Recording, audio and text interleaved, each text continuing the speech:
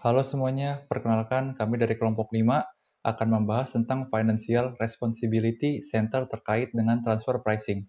Di dalam kelompok kami itu ada Maya dengan NIM 111807071, lalu ada Lisha 111800105, lalu ada Meliani 111802226, lalu ada saya sendiri Hansen Krisyanto Yasa dengan NIM 111801007, lalu ada Geski dengan NIM 111800258, dan yang terakhir ada Nathan dengan NIM 11180261. Pertama-tama, saya akan menjelaskan tentang definisi of transfer pricing, yaitu suatu kebijakan yang diatur oleh perusahaan untuk menentukan harga transfer atas suatu transaksi, baik harga atas barang, jasa, harta tak berwujud, ataupun transaksi finansial yang dilakukan oleh perusahaan. Dampak dari harga transfer ini tergantung sebagian besar pada jumlah dan besar transfer internal relatif terhadap ukuran setiap entitas. Lalu, saya akan menjelaskan definisi purpose of transfer pricing. Pada pengertian ini, terdapat 3 tahapan untuk memahami bagian ini. Yang pertama, tujuan transfer harga untuk memberikan sinyal ekonomi yang tepat kepada para pengelola untuk memberikan keputusan yang lebih baik. Lalu, yang kedua, harga transfer dan pengukuran keuntungan selanjutnya harus memberikan informasi yang berguna untuk mengevaluasi kinerja pusat laba dan manajer. Harga transfer secara langsung mempengaruhi keuntungan dari entitas penjualan dan pembelian. File harga transfer tidak boleh menyebabkan kinerja salah satu entitas menjadi berlebihan atau diremehkan. Sinyal probabilitas yang menyesatkan dapat mempengaruhi alokasi sumber daya di dalam perusahaan. Lalu yang ketiga, harga transfer dapat diatur untuk secara sengaja memindahkan keuntungan antar lokasi perusahaan. Lalu, saya akan menjelaskan tentang marginal cost transfer price. Ketika produk dan jasa perantara bertukar secara internal, pada biaya marginal, kita akan mudah menentukan kontribusi total yang dihasilkan oleh produk dan jasa akhir untuk perusahaan secara keseluruhan.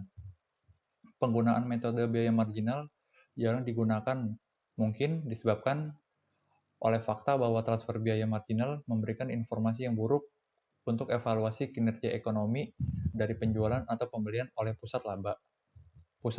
Pusat laba penjualan biasanya harus mencatat kerugian karena menanggung biaya penuh dari produksi, sementara penerimaan dari pendapatan hanya dari biaya marginal. Terima kasih Yasa atas penjelasannya. Perkenalkan, nama saya Meliani dengan NIM 111802226 yang akan menjelaskan materi berikutnya. Transfer pricing alternatif. Yang pertama ada market based transfer price. Metode harga pasar atau market based transfer price merupakan metode yang meminimalisir perbedaan definisi biaya, yaitu harga transfer yang ditetapkan pada metode ini didasarkan pada harga pasar yang berlaku saat itu. Perusahaan menetapkan hal ini sebagai penentu harga transfer yang paling independen dan yang paling objektif, sebab sumber harganya itu berasal dari asosiasi pedagang dan juga para pesaing lainnya. Next, mentransfer produk atau layanan dengan harga pasar umumnya mengarahkan pada keputusan yang optimal jika memenuhi 3 syarat. Yang pertama, pasar untuk produk setengah jadi sangatlah kompetitif, yaitu biasanya terjadi pada pasar persaingan sempurna. Dan kedua, saling ketergantungan antara subunit minimal.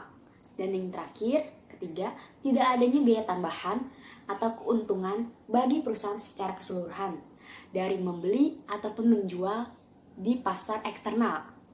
Next, pasar persaingan sempurna. Pasar persaingan sempurna ini eksis ketika adanya produk homogen dengan harga jual sama dengan harga beli, dan tidak adanya pembeli ataupun penjual individu yang dapat mempengaruhi harga ini. Maka, harga pada pasar persaingan sempurna ini sangatlah tepat jika dijadikan sebagai harga transfer, yakni besarnya harga transfer yaitu sama dengan harga pada pasar eksternal. Harga pada pasar ini sesuai dengan konsep opportunity cost bagi divisi penjual. dalam artian bahwa divisi penjual akan menderita kehilangan kesempatan untuk memperoleh revenue sebesar harga pasar dikalikan dengan unit produksi yang dijual jika harga transfernya tidak sebesar harga pasar tersebut. Kebijakan harga pasar dengan demikian mendasarkan pada teori bahwa harga pasar menuntun para manajer untuk mengoptimalkan kinerja masing-masing dan secara simultan mengoptimalkan kinerja perusahaan menjadi satu kesatuan. Jadi, harga pasar dianggap dapat menciptakan kesesuaian tujuan, memotivasi upaya, manajemen, mengevaluasi kinerja subunit, dan mempertahankan otonomi mereka. Next, pada pasar persaingan tidak sempurna. Pada pasar persaingan tidak sempurna ini, harga jual dapat mempengaruhi kuantitas produk yang dijual. Sebagai contoh, dealer mobil, untuk memindahkan lebih banyak mobil baru atau mobil bekas dari tempat parkir, dealer harus menurunkan harga kendaraan tersebut. Hal ini berguna untuk mendorong transfer yang lebih efisien. Menghadapi pasar persaingan tidak sempurna ini, manajer divisi penjualan akan memilih kombinasi harga dan kuantitas untuk produk antara yang memaksimalkan pendapatan operasional divisi. Jika harga transfer ditetapkan pada harga ini, divisi pembelian mungkin dapat menemukan fakta bahwa memperoleh produk tersebut dapat terlalu mahal dan mengakibatkan kerugian, sehingga mereka dapat memutuskan untuk tidak jadi membeli produk tersebut.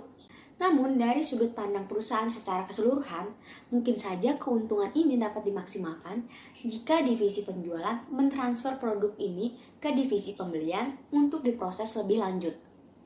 Untuk alasan ini, ketika pasar untuk barang setengah jadi tidak kompetitif secara sempurna, maka harga transfer umumnya harus ditetapkan di bawah harga pasar eksternal, tetapi di atas biaya variabel divisi penjualan. Hal ini berguna untuk mendorong transfer yang lebih efisien. Sebagai contoh, mari kita lihat ilustrasi berikut ini. Sebuah perusahaan menjual roda yang diproduksi oleh divisi A dan menjual sepeda yang diproduksi oleh divisi B. Divisi A ini memproduksi roda untuk dijual ke pasar eksternal sebesar Rp100.000. Kos produksi variabelnya adalah sebesar Rp60.000, sedangkan kos lainnya yang bersifat tetap dapat dianggap tidak relevan dalam jangka pendek. Jadi, contribution margin rodanya itu yang relevan untuk pengambilan keputusan manajer divisi A adalah sebesar Rp40.000. Divisi B ini membutuhkan roda sebagai salah satu komponen utamanya, yaitu sepeda.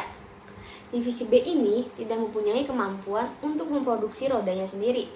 Jadi selama ini mereka hanya membelinya dari pasar eksternal dengan harga Rp100.000. Jika kebijakan harga transfer perusahaannya adalah berdasarkan harga pasar, berapakah harga transfer pada roda ini? Next adalah analisisnya. Jika terjadi transfer secara internal, maka yang terjadi adalah 1. Harga transfer adalah Rp100.000 sesuai dengan kebijakan perusahaan, yaitu mengikuti harga pasar. Kedua, divisi A ini tidak akan diuntungkan dan juga tidak akan dirugikan sedikit pun, karena ia tetap dapat mempertahankan contribution marginnya sebesar Rp40.000, jadi tidak ada pengaruh harga transfer pada laba divisi A. Terus selanjutnya, divisi B ini tidak akan dirugikan dan juga tidak akan diuntungkan sedikit pun, karena ia juga dapat mempertahankan kos produk antaranya, yaitu sebesar Rp100.000. Jadi tidak ada pengaruh harga transfer terhadap laba divisi B. Dan yang terakhir, perusahaan tidak akan dirugikan dan juga tidak akan diuntungkan yang disebabkan oleh kos sebesar Rp100.000 ini yang dikeluarkan oleh divisi B untuk membeli roda dari divisi A. Jadi, secara neto, contribution margin divisi A tetap utuh menjadi bagian dari contribution margin perusahaan secara keseluruhannya. Baik, segitu saja pemaparan dari saya. Untuk materi berikutnya akan dijelaskan oleh rekan saya, Lisya.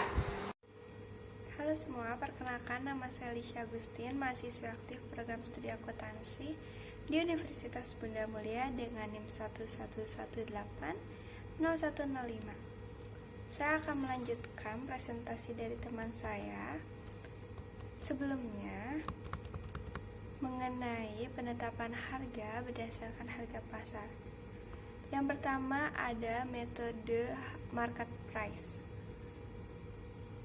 Metode market price merupakan harga transfer yang paling ideal. Kenapa? Karena metode market price ini ditentukan oleh pihak eksternal, atau mungkin bisa kita sebut dengan titik BEP, karena merupakan keseimbangan antara supply dengan demand. Market price atau harga pasar adalah jumlah nilai yang diterima oleh selling division jika ia menjual kepada pelanggan eksternal, atau harga yang dibayarkan oleh buying division jika ia membeli dari pihak luar. Masalah yang timbul adalah tidak semua barang atau jasa yang dihasilkan mempunyai harga pasar, terutama yang mempunyai ciri-ciri khusus, seperti menggunakan teknologi yang tinggi. Nah, untuk mengatasinya bisa menggunakan metode modified market price. Nah, yang kedua nih, ada metode modified market price atau market price yang berlaku dikurangi dengan suatu jumlah tertentu. Biasanya, biaya-biaya yang dapat dihindari dari penjualan internal atau antar divisi atau antar sales juga bisa, dan ditambah dengan suatu jumlah biaya tertentu untuk penjualan internal jika ada ya. Walaupun suatu output transaksi produksi mempunyai market price, namun tidak jarang market price tidak dapat digunakan dengan murni, tetapi dimodifikasi atau menggunakan modified market price. Alasannya adalah bahwa usaha penjualannya itu untuk pihak ketiga memerlukan biaya-biaya lainnya seperti gaji bagian penjualan, bagi komisi penjualan, biaya transportasi, dan biaya lain-lain. Sedangkan untuk penjualan antar divisi, biaya-biaya tersebut dapat dihindarkan atau dihemat, sehingga merupakan hal yang wajar jika buying division menuntut sejumlah biaya yang dapat dihemat oleh selling division tersebut dapat dikurangkan dari harga transfer yang akan dibebankan kepada buying division. Jadi, yang membedakan antara market price dengan modified market price ini, di modified market price ini ada biaya-biaya tertentu yang dikeluarkan akibat penjualan dari orang ketiga. Contohnya nih, divisi A dan divisi B merupakan dua divisi yang didesain realizer dari PT Doremi. Divisi A memproduksi kulit yang akan diproduksi oleh divisi B menjadi sepatu. Informasi untuk kedua divisi diketahui divisi A dapat menjual kulit ke pasar reguler sebanyak 1000 gulung, sedangkan ke divisi B hanya sebanyak 600 gulung dengan harga yang sama, yaitu sebesar 100 per gulung. Biaya variabel untuk memproduksi kulit sebesar 50 per gulung dan biaya tetapnya 120.000 per tahun. Satu gulung kulit diketahui bisa menghasilkan satu pasang sepatu.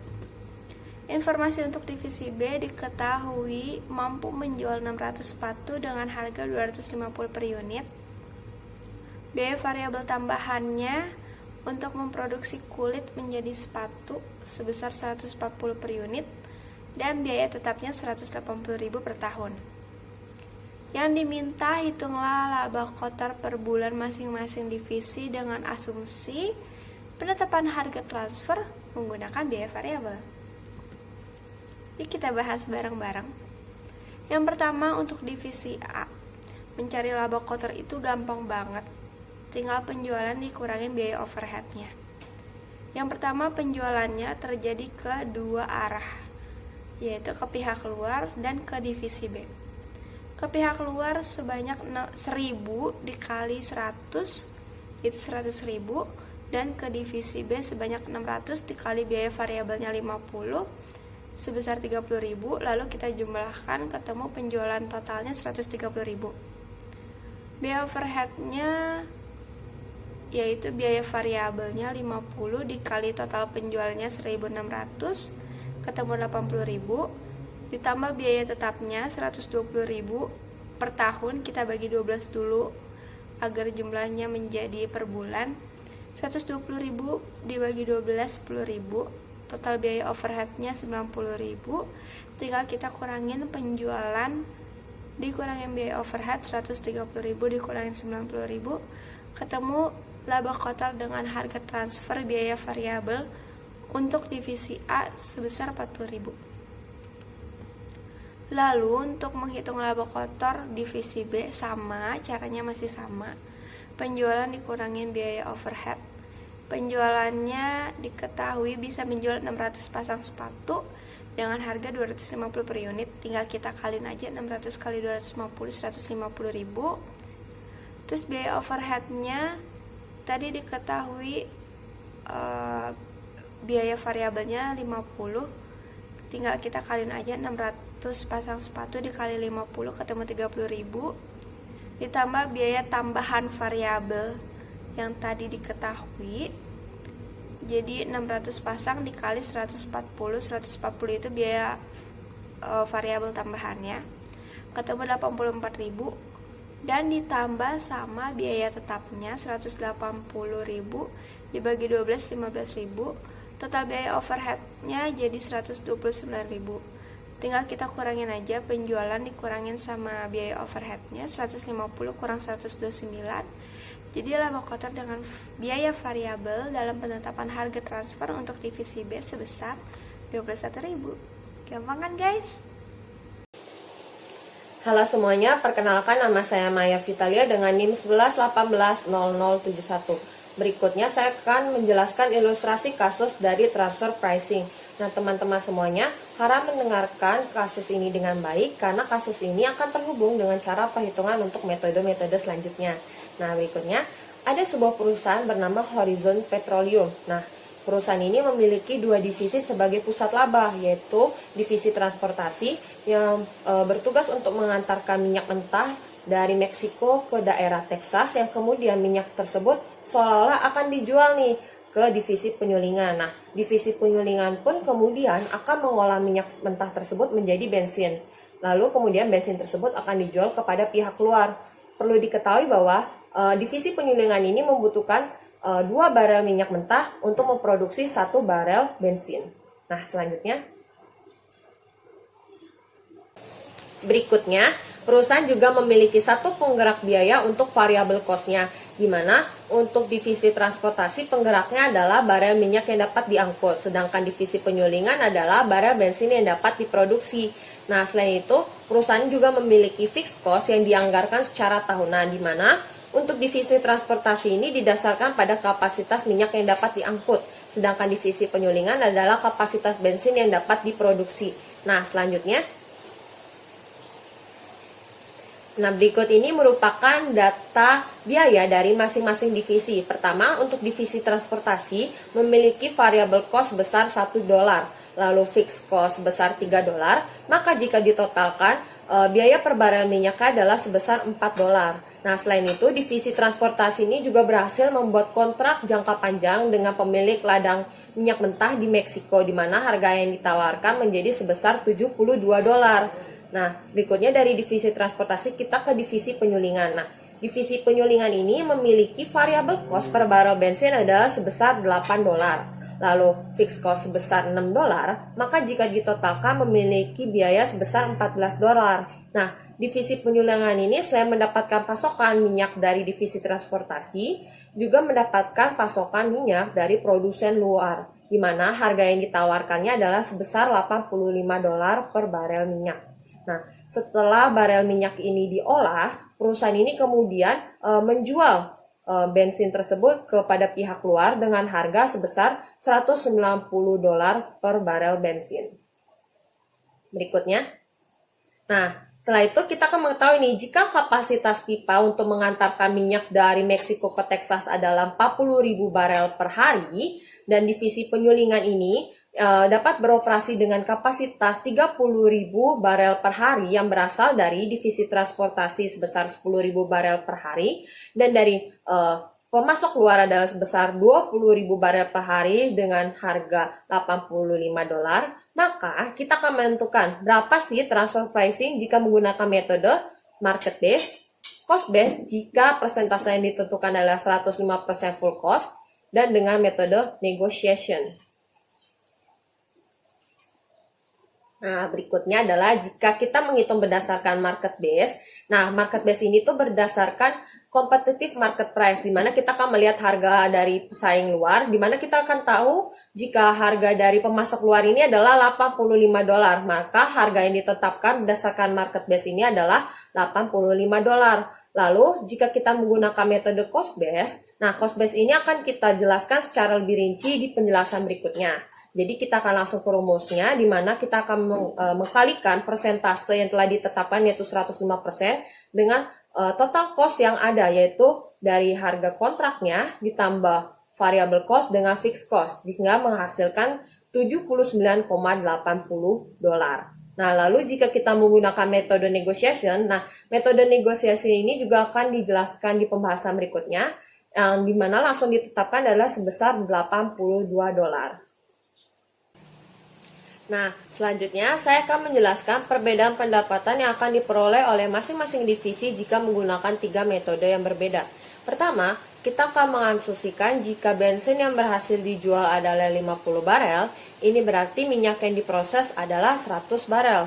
Nah, kita akan fokus ke pendapatan per divisi secara operasional. Nah, untuk divisi transportasi, jika menggunakan metode market price, mereka akan mendapatkan $900, sementara jika menggunakan metode full cost, pendapatan yang akan diperoleh adalah $380. Hal ini menunjukkan bahwa terdapat selisih menguntungkan sebesar $520 jika menggunakan metode market price. Sementara di sisi lain, di divisi penyulingan, jika mereka menggunakan metode market price, mereka akan mendapatkan keuntungan sebesar $300. Tapi jika mereka menggunakan metode full cost, mereka akan mendapatkan pendapatan lebih tinggi, yaitu sebesar $820. Hal ini menunjukkan jika mereka menggunakan metode full cost, justru mereka lebih untung karena ada selisih $520.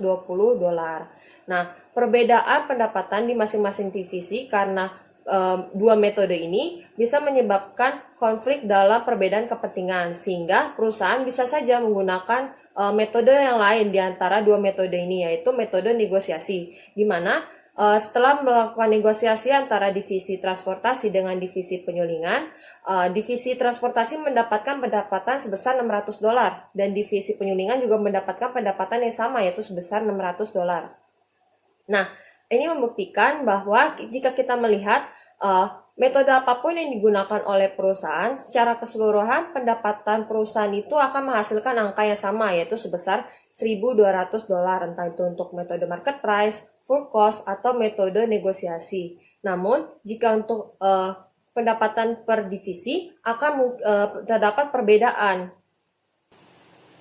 Nah, selanjutnya, jika manajer ini ternyata mendapatkan insentif atau promosi berdasarkan pendapatan per divisinya, ini berarti strategi transfer pricing merupakan salah satu langkah yang tepat untuk meningkatkan laba divisinya. Namun, ada dampak yang dapat ditimbulkan, yaitu manajer bisa saja terlalu fokus terhadap pendapatan divisinya sendiri, tapi tidak fokus terhadap pendapatan perusahaan secara keseluruhan.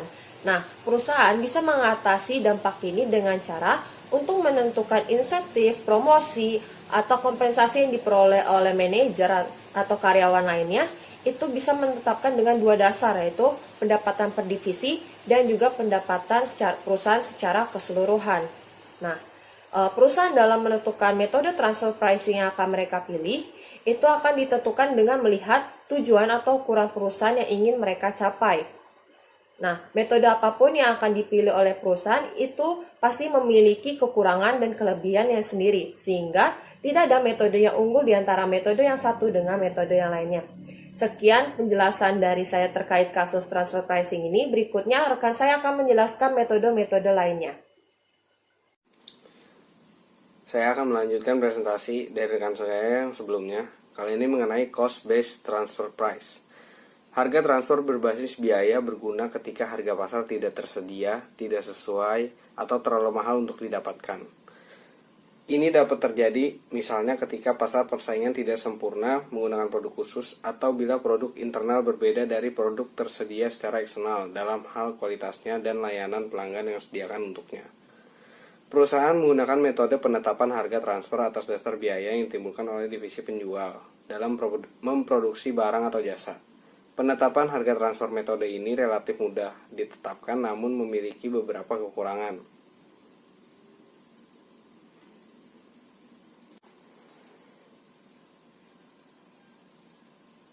Cost-based transfer price, salah satu contohnya yaitu full costing atau full cost base. Full costing merupakan suatu metode akuntansi yang bertujuan untuk menunjukkan harga pokok produk yang membebankan seluruh biaya produksi seperti biaya tetap, biaya langsung, biaya variabel, biaya tidak langsung, investasi, dan biaya lainnya yang digunakan untuk keperluan proses produksi sebagai alat untuk menghitung harga pokok produksi bisnis. Banyak perusahaan menggunakan harga transfer berdasarkan biaya penuh suatu produk. Untuk perkiraan harga pasar, harga transfer berbasis biaya terkadang ditetapkan dengan biaya penuh ditambah dengan margin. Harga transfer dapat menyebabkan keputusan yang kurang optimal. Di dalam full cost base, terdapat beberapa kelebihan. Yang pertama, memberikan ukuran kelangsungan hidup jangka panjang untuk produk atau layanan agar berkelanjutan secara ekonomi. Biaya penuhnya sampai bukan hanya biaya marginalnya sampai harus dipulihkan, bahkan menghasilkan margin di atas biaya penuh. Yang kedua, transfer biaya penuh relatif mudah diterapkan karena perusahaan memiliki sistem untuk menghitung biaya penuh, produksi, atau penyediaan. Akhirnya transfer biaya penuh tidak terlalu mengganggu tujuan evaluasi karena pusat laba penjualan diizinkan untuk memulihkan setidaknya seluruh biaya produksi atau penyediaan. Contoh soal ilustrasi full costing. Horizon Petroleum membuat transfer internal sebesar 105% dari full cost.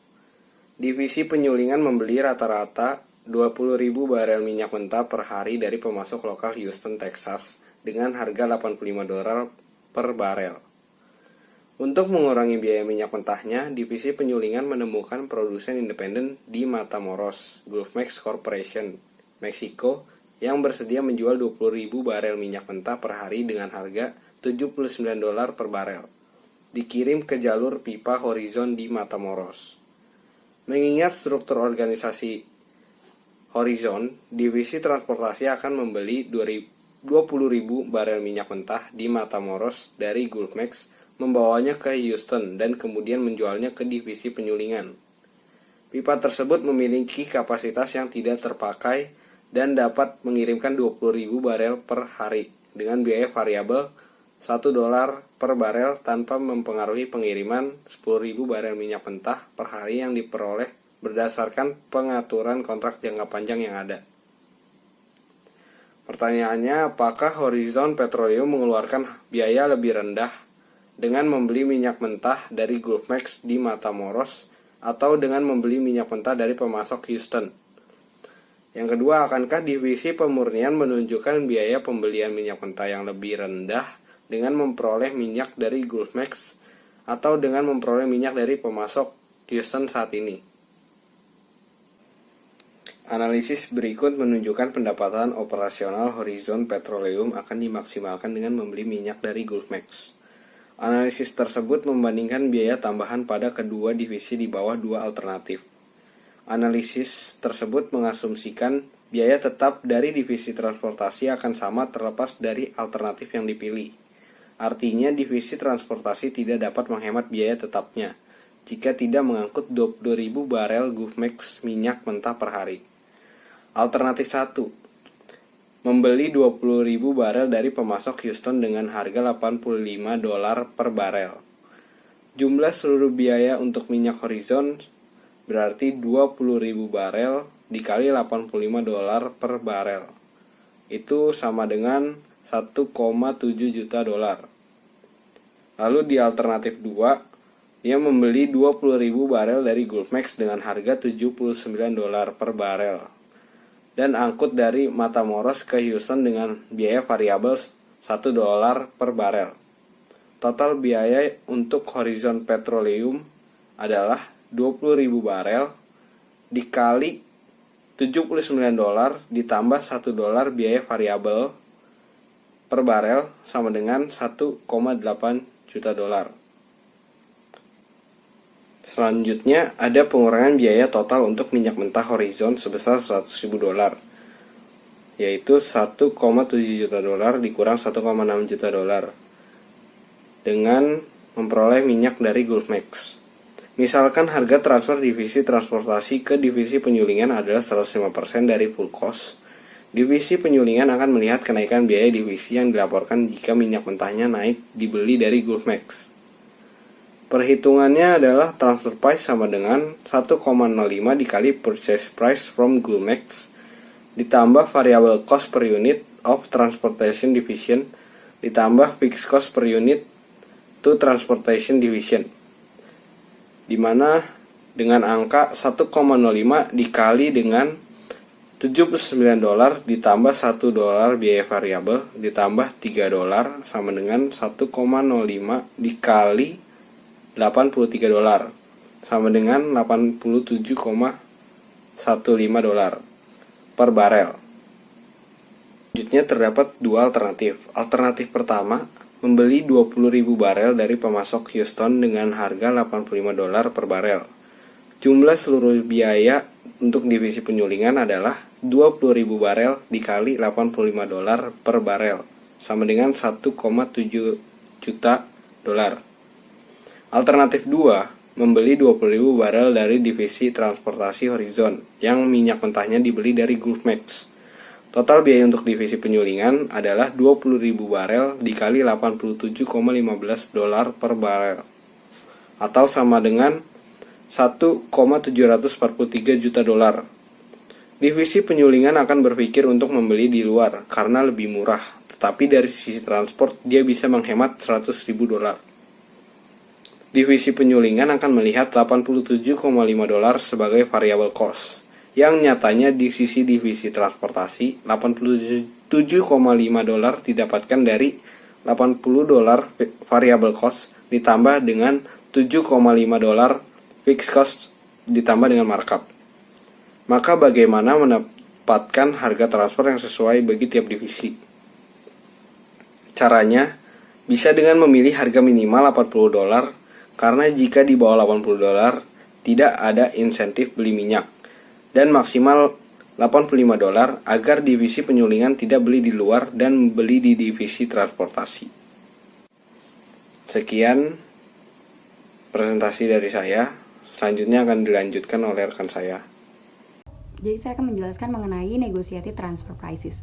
Jadi di transfer prices ini kita bebas untuk menegosiasikan harga transfer lalu memutuskan akan membeli dan menjual secara internal atau dengan pihak luar, lalu mengizinkan penjualan dan pembelian manajer pusat laba untuk bernegosiasi di antara pusat-pusat pertanggungjawaban lainnya. Nah, terkait hal ini jadi memberikan tingkat wewenang kepada manajer dan juga pengendalian yang paling besar atas laba dari unit mereka. Lalu, kebijakan ini akan efektif apabila kedua pusat laba memiliki beberapa daya tawar, jadi tidak saling bergantungan. Jadi pusat laba penjualan memiliki beberapa kemungkinan untuk menjual produk di luar perusahaan, dan juga pusat laba pembelian memiliki beberapa sumber pasokan dari luar. Lalu ada juga masalah-masalah yang disebabkan negotiated transfer prices. Yang pertama ini negosiasi harga dari sejumlah transaksi yang berpotensi besar dalam hal manajemen waktu adalah mahal dan perlu pemeriksaan ulang dan revisi harga yang cukup sering. Menimbulkan konflik antara manajer pusat laba karena harga transfer yang berdasarkan negosiasi sering membelokkan usaha manajer divisional dari aktivitas produktif yang sebenarnya menjadi kepentingan perusahaan ke aktivitas-aktivitas yang memberikan manfaat bagi divisi tersebut.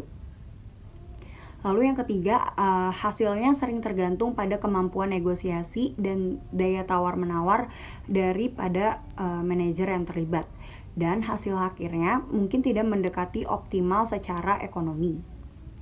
Lalu, karena harga transfer tersebut mencakup markup laba, maka biaya aktual dari produk final menjadi sulit untuk ditentukan. Nah, kita masuk ke contoh soal. Masih berkaitan sama contoh soal yang sebelumnya. Misalkan divisi penyulingan menerima perintah untuk memasok bensin yang diproses secara khusus. Biaya tambahan untuk membeli dan memasok minyak mentah masih sebesar $80 per barel. Namun, misalkan divisi penyulingan akan mendapat untung dari pesanan ini apabila divisi transportasi dapat memasok minyak mentah dengan harga tidak melebihi $82 per barel. Dalam hal ini, harga transfer yang menguntungkan kedua divisi harga lebih besar dari $80 tetapi kurang dari $82. Negosiasi akan memungkinkan kedua divisi mencapai harga transfer yang dapat diterima. Nah, negotiated transfer prices sangat menjaga otonomi divisi dan manajer divisi masing-masing.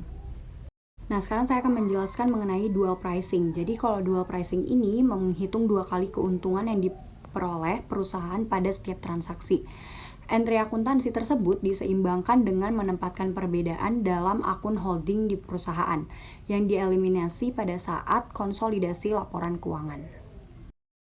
Nah, ada pula keunggulan dan kelemahan dari dual rate transfer prices. Keunggulan yang pertama itu manajer pusat menerima sinyal ekonomi yang tepat untuk pengambilan keputusan. Nah, yang kedua, transaksi internal akan terjadi untuk kemungkinan mempertahankan proses produksi yang terintegrasi secara vertikal. Nah, kelemahan-kelemahannya juga ada. Yang pertama, menghancurkan intensif ekonomi yang tepat dari entitas internal. Yang kedua, sulit untuk menjelaskan kepada manajer pusat laba. Yang ketiga, pada timbulnya perselisihan tentang harga mana yang harus digunakan saat menghitung pendapatan kena pajak dari subunit yang terletak di yurisdiksi pajak yang berbeda. Masih sama dengan kasus yang sebelumnya, yaitu kasus Horizon Petroleum yang sama dengan asumsi market price-nya itu $85 dan full costing-nya itu $87,5.